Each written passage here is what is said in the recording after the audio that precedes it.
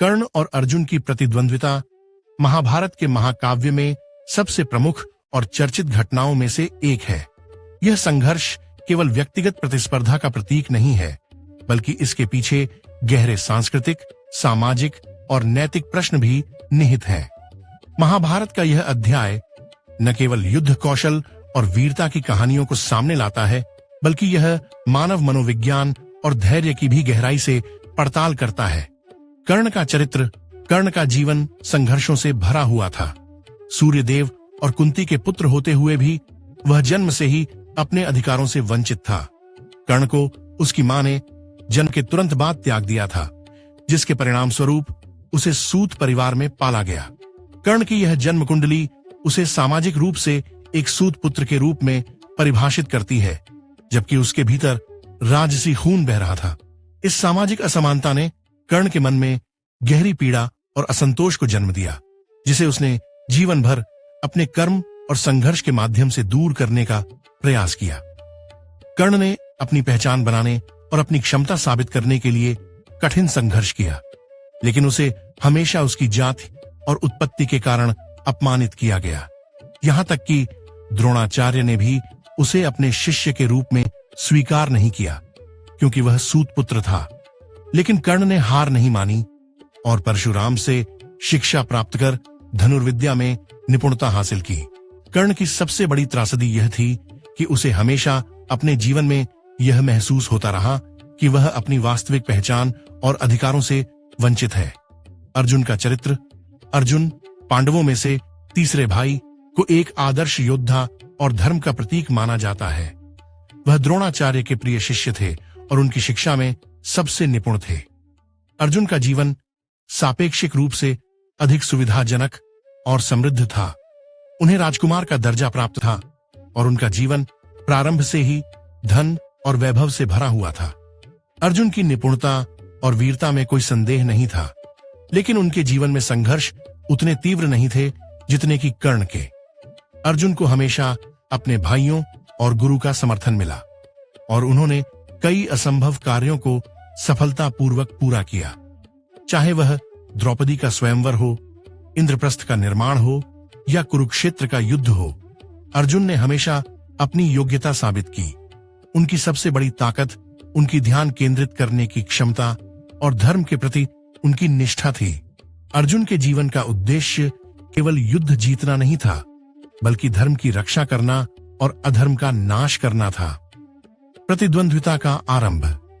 कर्ण और अर्जुन की प्रतिद्वंद्विता का आरंभ द्रौपदी के स्वयंवर से होता है, जहां कर्ण को सूत पुत्र कहकर अपमानित किया गया और स्वयंवर में भाग लेने से रोक दिया गया। यह घटना कर्ण के लिए एक गहरा आघात था और उसने अर्जुन को अपने सबसे बड़े शत्रु के रूप में देखा। हालांकि अर्जुन ने इस प्रतिद्वंद्विता को कभी व्यक्तिगत रूप से नहीं लिया, क्योंकि उसके लिए धर्म और कर्तव्य हमेशा सर्वोपरि थे।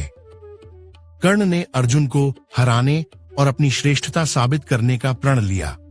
दुर्योधन के मित्र और सहयोगी के रूप में कर्ण ने कौरवों का साथ दिया और पांडवों के विरुद्ध युद्ध में प्रमुख भूमिका निभाई। कुरुक्षेत्र के युद्ध में कर्ण और अर्जुन का सामना महाभारत के सबसे महत्वपूर्ण क्षणों में से एक था। यह युद्ध न केवल दो योद्धाओं के बीच था, बल्कि यह उनके जीवन के संघर्षों, आदर्शों और मान्यताओं के बीच भी था। कुरुक्षेत्र का युद्ध और निर्णायक सामना। कुरुक्षेत्र के युद्ध में कर्ण और अर्जुन का सामना नाटकीय और अत्यंत रोमांचक था। इस युद्ध के दौरान कर्ण को अपने जीवन के कई अभिशापों और वचनों का सामना करना पड़ा। एक ओर जहां उसका रथ धंस गया, वहीं दूसरी ओर उसे श्राप मिला कि वह अपने सबसे महत्वपूर्ण क्षण में अपने दिव्यास्त्रों को भूल जाएगा।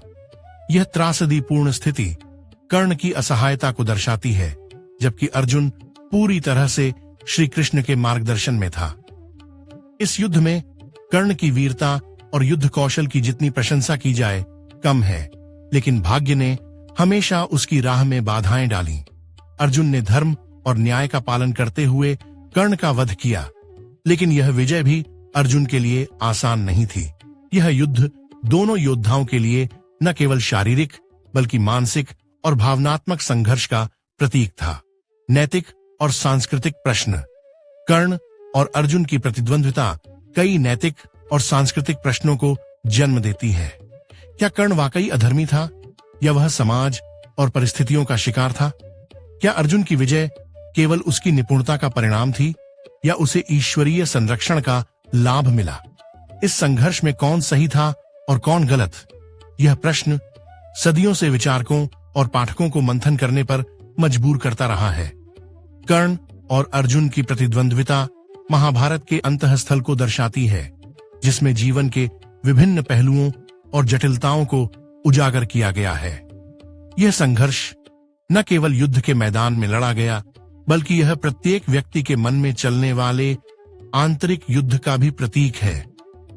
दोनों पात्र अपने अपने दृष्टिकोण से सही थे, और यही इस महाकाव्य को इतना जीवंत और प्रासंगिक बनाता है।